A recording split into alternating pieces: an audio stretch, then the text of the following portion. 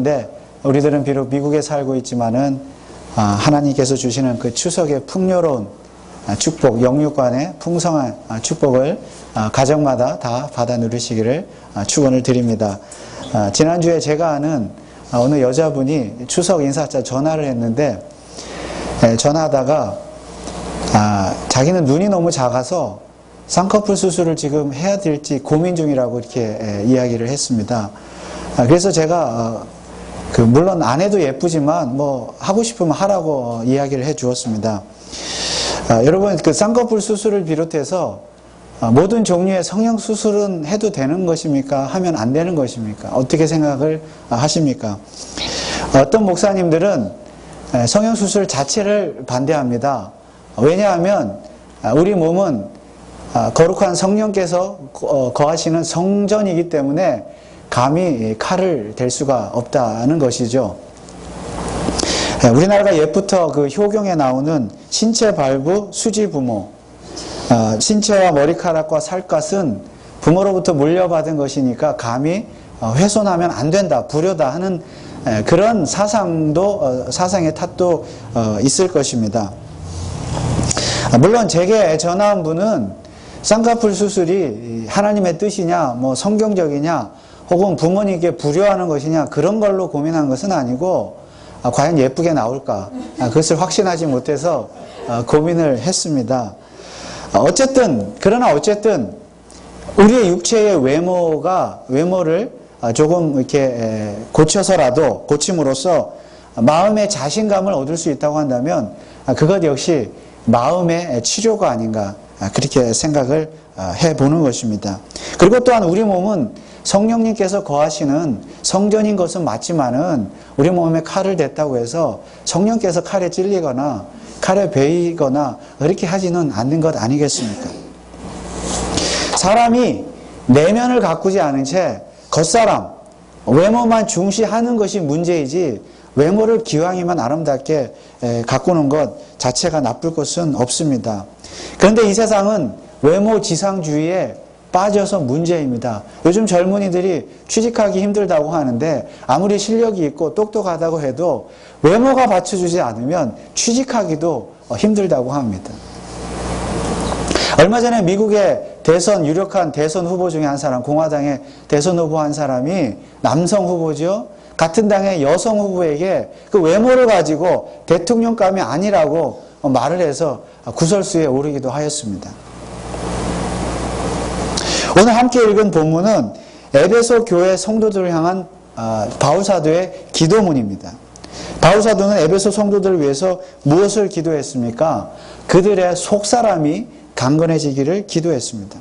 16절 말씀해 보면 그 영광의 풍성을 따라 그의 성령으로 말미암아 너희 속사람을 능력으로 강건하게 하옵시며. 여러분, 사람에게 속사람이 있다는 것은 겉사람도 있다는 뜻이죠. 여러분, 속사람은 무엇이고 겉사람은 무엇입니까? 겉사람은 당연히 겉으로 드러나는 외모를 말할 것입니다. 앞서 말씀드린 것처럼 우리의 겉사람도 기왕이면 아름답고 멋지면 좋습니다.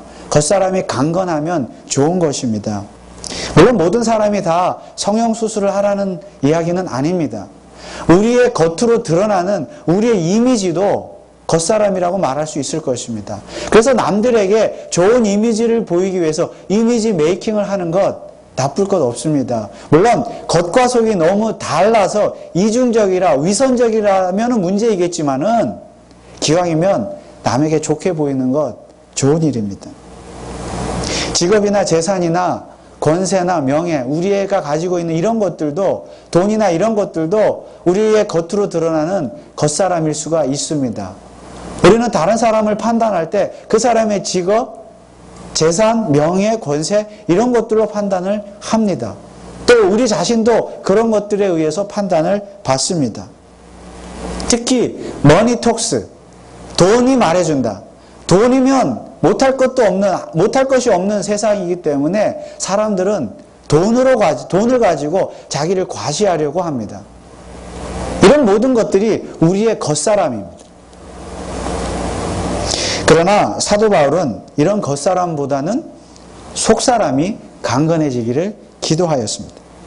그런 에베소 교인들의 속사람이 강건해지도록 기도하면서 겉사람에 대해서는 언급도 하지 않았습니다. 여러분 에베소서를 보십시오. 뭐 겉사람에 대해서 에베소 교인들이 부자 되기를 위해서, 뭐 겉모습이 예뻐지기를 위해서, 좋은 직업을 가지기를 위해서 그렇게 기도한 것 전혀 없습니다. 이것은 성경 전체가 그래요. 창세기부터 요한계시록까지 한번 보십시오. 겉사람에 대한 이야기는 별로 없습니다. 이것은 하나님의 마음이기도 하지요.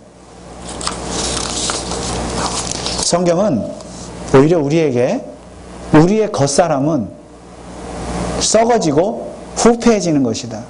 늙어지는 것이고 썩어지고 사라질 것이라고 말씀합니다. 그러나 장차 영광의 몸으로 부활할 것이라고 말씀하고 있습니다. 그러므로 더 속사람에게 관심을 가지라. 이것이 성경의 교훈입니다. 사도 바울 역시 에베소 교인들의 속사람이 강건해지기를 기도했습니다. 자, 그렇다면 속사람이 강건해진다는 것은 무슨 뜻입니까? 오늘 17절 말씀을 보면 믿음으로 말미암아 그리스도께서 너희 마음에 계시게 하옵시고 그랬습니다. 너희 마음에, 여기에 나오는 마음이 곧 속사람입니다. 그러니까 속사람이 강건하다는 것은 마음이 강건한 것입니다. 그러면 마음이 강건한 것은 무엇입니까? 뚝심이 센 것입니까? 고집이 센 것입니까? 심지가 곧은 것입니까? 자존심이 강한 것? 혹은 심성이 착한 것? 생각이 건전한 것? 정직한 것? 이런 것들이 마음이 강건한 것입니까? 물론 그럴 수가 있습니다. 그러나 사도 바울의 이해는 조금 다릅니다. 다시 17절 말씀을 보면 믿음으로 말미암아 그리스도께서 너희 마음에 계시게 하옵시고 그래요. 강건한 마음은 어떤 마음이에요? 그리스도께서 계시는 마음. 예수 그리스도께서 그 안에 거하시는 그 마음이 강건한 마음입니다. 여러분의 마음은 예수 그리스도께서 거하시는 강건한 마음입니까? 물론 우리 마음속에 예수 그리스도께서 계십니다. 우리가 예수를 믿는다는 것은 이미 내 안에, 내 마음속에 누가 계세요? 예수님께서 계시다는 증거입니다. 그런데 여기에 나오는 계시다라는 말, 거하다는 뜻인데 우리말로 이렇게 존칭어를 썼죠. 계시다. 거하다는 말인데 이 거하다는 말의 원래 뜻은 잠시 방문해서 어디를 여행해서 거하는 것이 아니라 아예 어디에 가서 사는 것을 말합니다. 살다, 거하다, 거주하다 그런 뜻입니다. 다시 말하면 예수님은 우리 마음속에 계시는데 잠시 우리 마음속에 방문하셔가지고 잠시 거하시는 것이 아니라 영원토록 우리 마음에 거하시는 것, 사시는 것이라는 뜻입니다.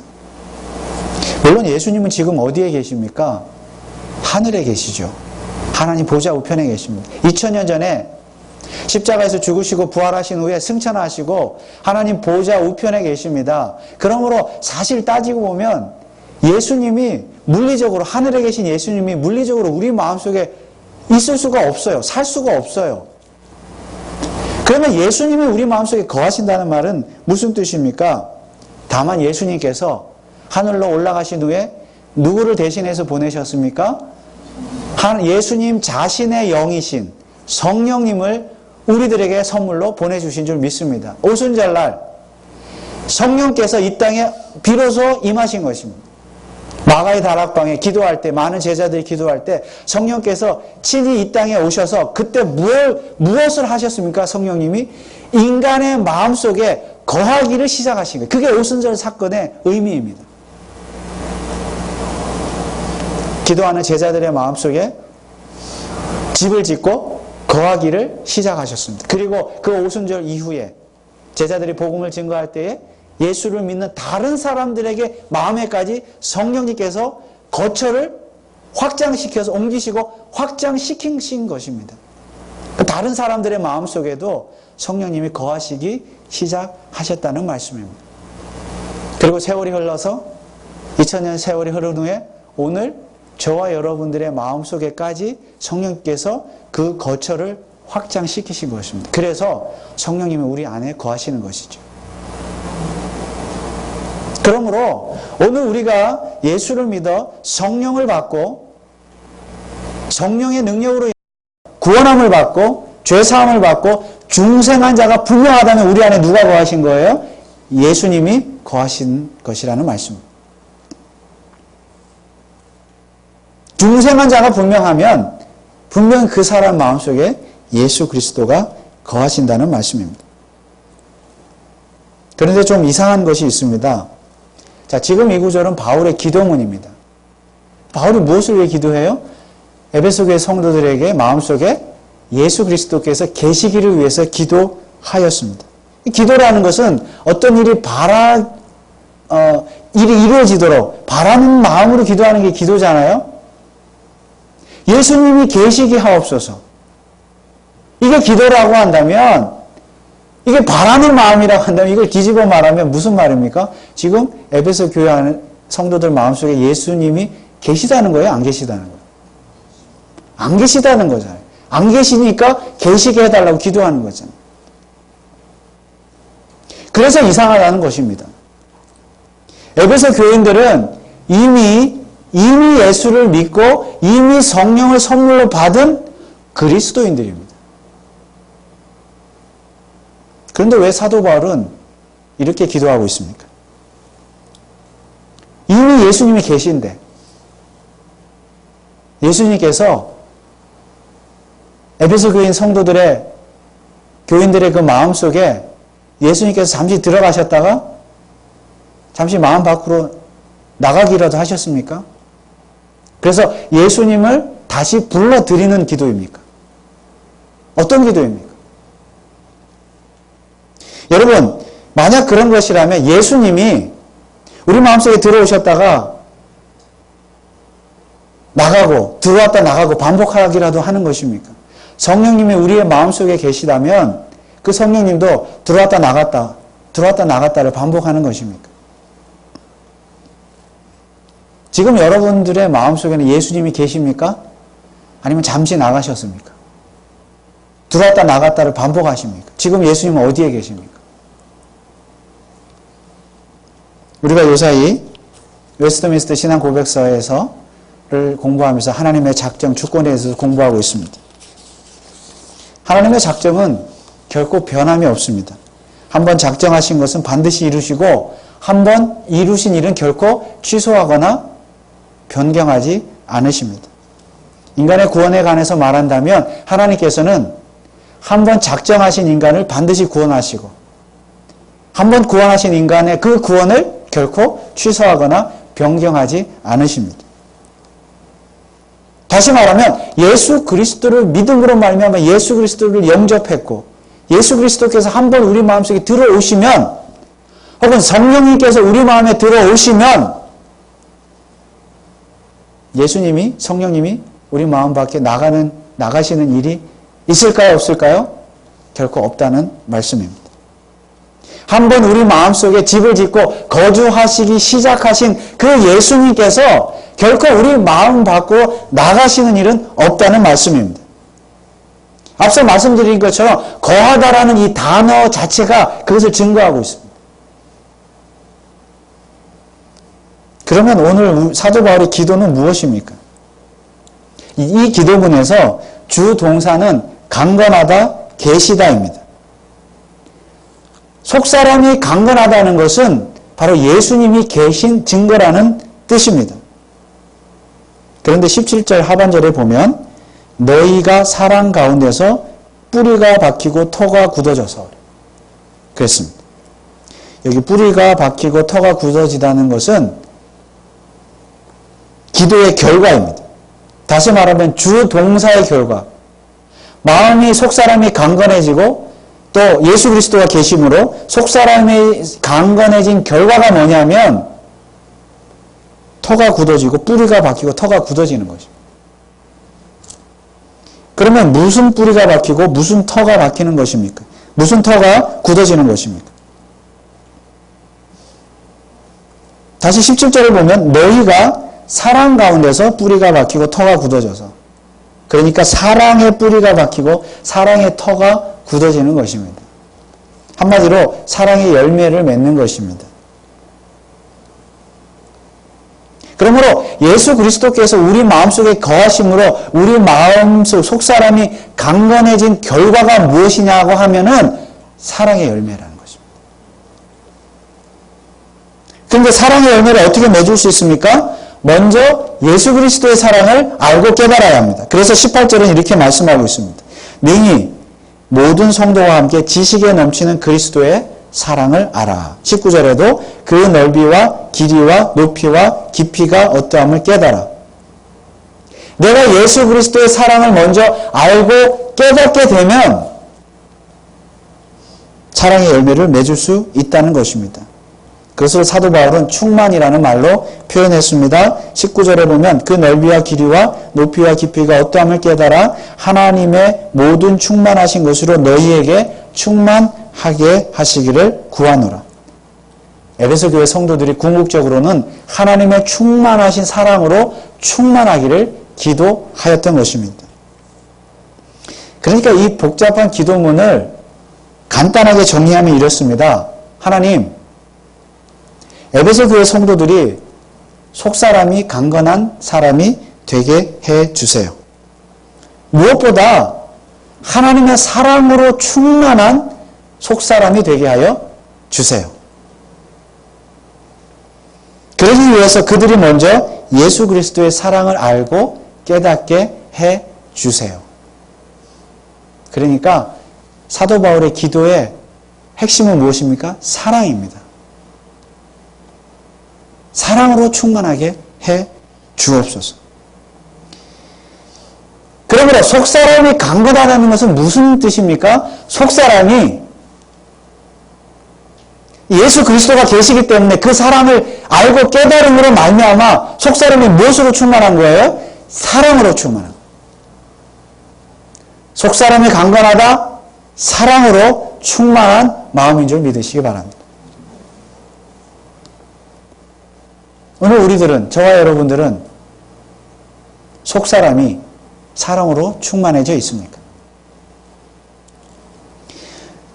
그렇다면 바울 사도는 왜 예수님께서 에베소 교회 성도들의 마음속에 계시도록 기도를 했습니까? 사도 바울의 기도는 마음 밖으로 나가신 예수님을 다시 불러들이는 기도가 아니라 이미 마음속에 계시는 예수님의 무엇을 깨달으라는 거예요? 사랑을 깨달아요. 더 깊이. 예수님 마음속에 계시게 하옵소서. 이미 계시는 예수님의 그 사랑의 깊이와 넓이와 높이와 그 모든 것을 정말 잘 알고 깨닫게 해 주옵소서. 그런 기도입니다.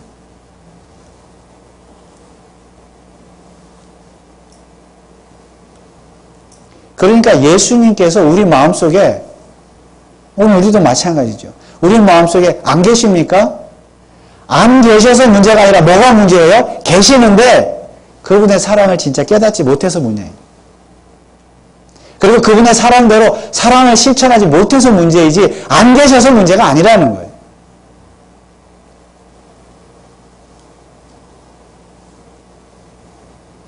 그래서 18절에서 그 사랑을 어떤 사랑이라고 했습니까? 지식에 넘치는 그리스도의 사랑이라고 했습니다. 사실 우리가 예수님의 사랑을 지식적으로는 너무 잘 알고 있죠. 하나님의 사랑도 지식적으로는 너무 잘 알고 있습니다. 자, 웨스트민스터 신앙고백서를 공부하면서 하나님의 작정, 주권, 예정, 사랑, 은혜, 또 앞으로 공부하겠지만 예수 그리스도의 십자가의 그 죽음의 대속의 은혜, 사랑,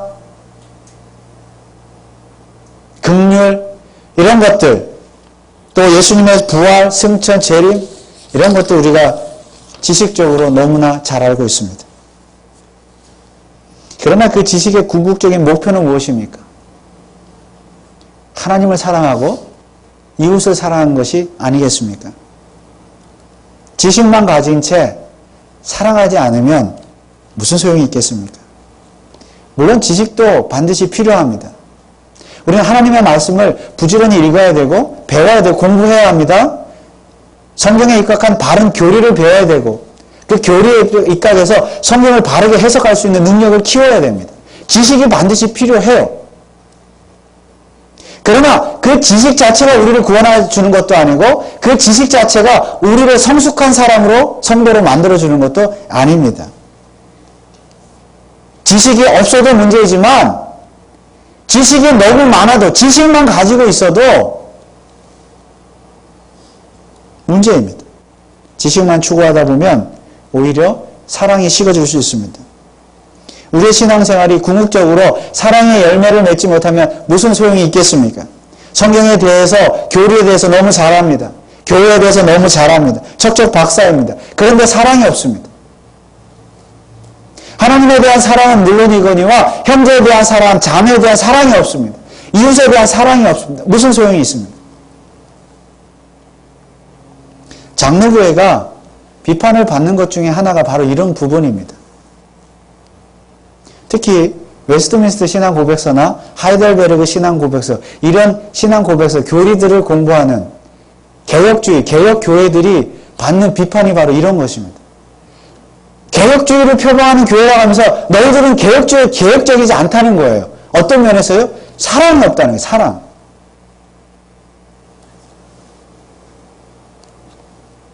성경에 대한 지식, 교리에 대한 지식은 많은데 머리는 큰데 가슴으로 사랑하지 않는다는 거예요. 장로교회 교인들은 머리만 크고 자기들의 교리로 남을 비판하고 정죄하고 자기들만 옳다하고 고집만 세고, 예? 그런 거는 잘하는데 정말 실천적인 사랑이 부족하다는 것입니다. 사실 따지고 보면 다 옳은 말입니다.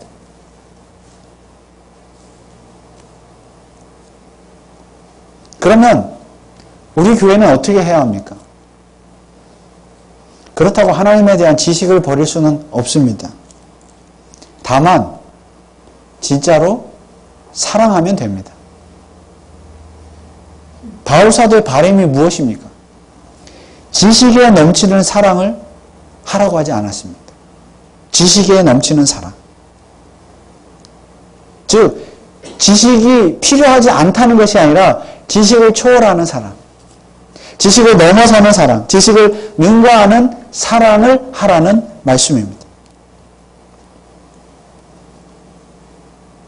그런 교회가 강건한 교회입니다. 그런 교회가 예수 그리스도께서 계시는 교회입니다. 우리 교회가 성경을 공부하는 이유가 무엇입니까? 웨스트민스터 신앙고백서 공부하는 이유가 무엇입니까? 지식을 자랑하기 위해서입니까? 지식을 쌓아서 머리만 커지는 그런 교회가 되기 위해서입니까? 만약 그렇다면 우리 교회는 겉사람에만 관심이 있는 교회입니다. 그러나 오히려 우리 교회가 속사람이 강건한 교회가 되기를 소원합니다. 그것은 우리 교회가 곧 사랑으로 충만해지는 교회입니다. 물론 교회에는 여러 형태의 겉사람이 있을 수 있습니다. 교회의 크기, 건물의 크기, 교회에 모이는 성도들의 숫자, 많으면 좋겠죠? 교회의 헌금 규모, 재정의 규모, 많으면 좋겠죠? 교회 프로그램, 많고 다양하면 좋겠죠? 자, 이런 것들은 다 교회의 겉사람들입니다. 물론 이것이 다 필요한 일들입니다. 필요 없다는 것이 아니죠.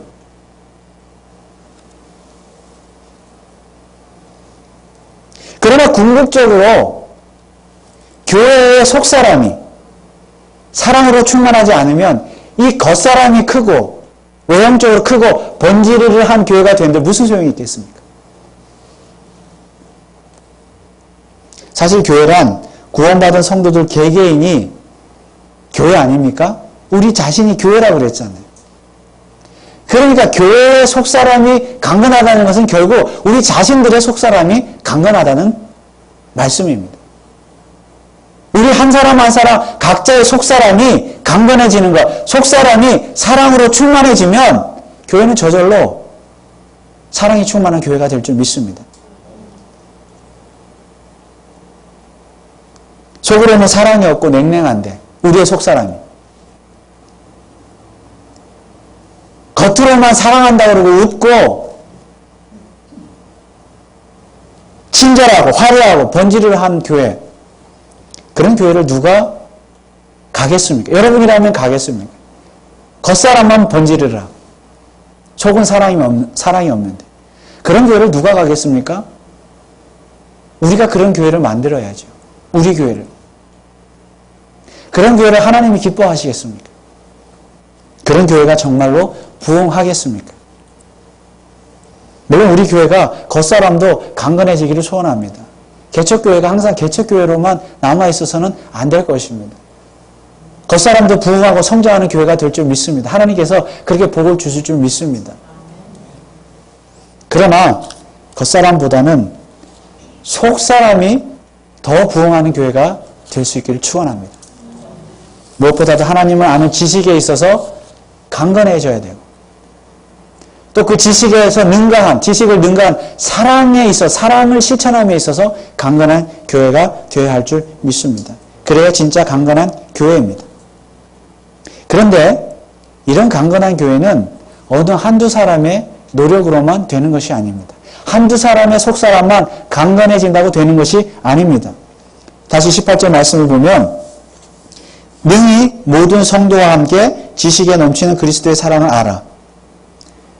그리스도의 사랑을 누가 알라고요? 능히 모든 성도와 함께. 모든 성도가 다 같이 함께 하나님을 아는 지식에 충만해야 합니다. 속사람. 우리 모두가 하나님의 말씀을 듣는 것을 기뻐하고 예배하는 것을 기뻐하고 성경을 배우는 것을 기뻐하고 하나님에 대한 지식을 쌓아가는 것을 기뻐해야 합니다. 모든 사람들이. 그리고 더 나아가서 모든 사람들이, 모든 성도가 다 함께 그 지식을 능가해서 사랑의 열매를 맺어야 합니다. 또 그리스도의 사랑을 알고 깨달아야 합니다. 그러면 우리 교회는 강건한 교회가 될 수 있습니다. 그런데 한 가지 마지막으로 더 중요한 것이 있습니다. 바로 기도입니다. 20절 말씀을 볼까요? 우리 가운데서 역사하시는 능력대로 우리의 온갖 구하는 것이나 생각하는 것에 더 넘치도록 능히 하실 이에게. 더 넘치도록.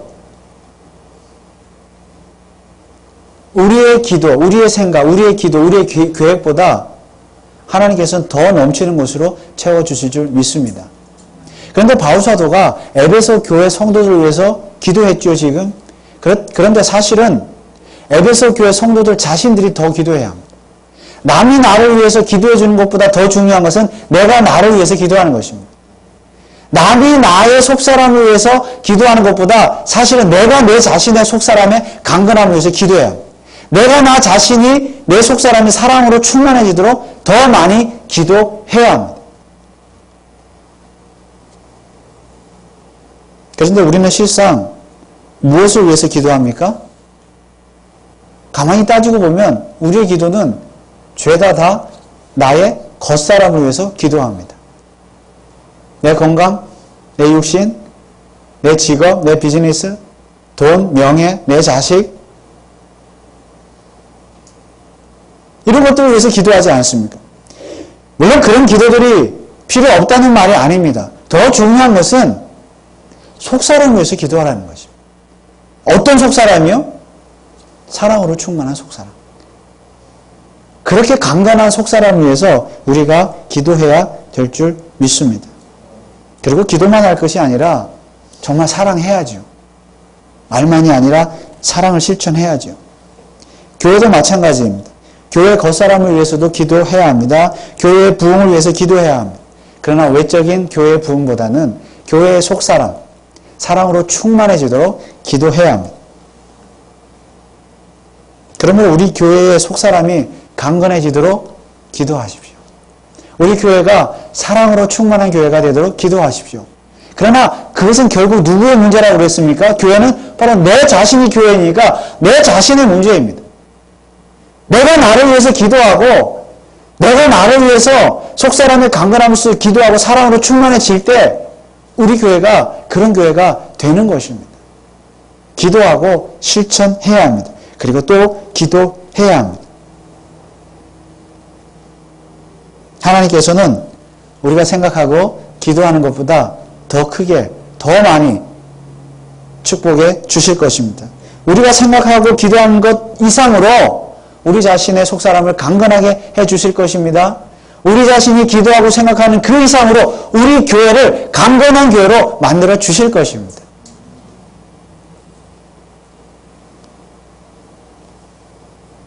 정말 우리 교회는 강건한 교회입니까? 그리고 앞으로 더 강건해지기를 소원하십니까?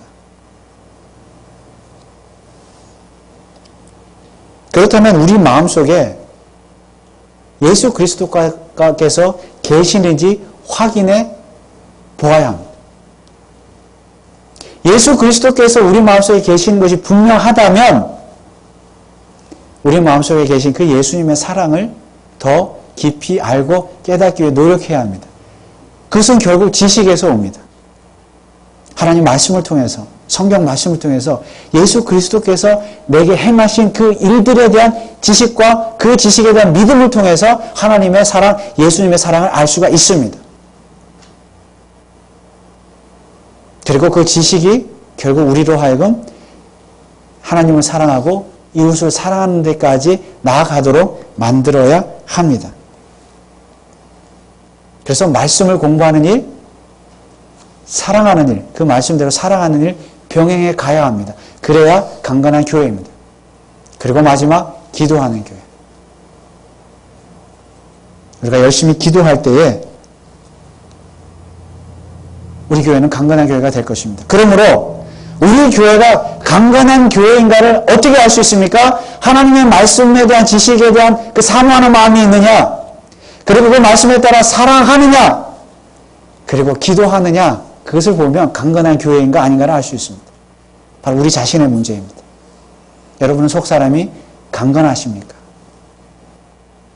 그러면 우리 자신들의 그런 지식과 사랑과 기도를 통하여 우리 교회가 속사람이 강건한 교회가 될 뿐만 아니라 겉사람도 강건한 교회가 될 수 있기를 주님의 이름으로 축원합니다. 기도하겠습니다.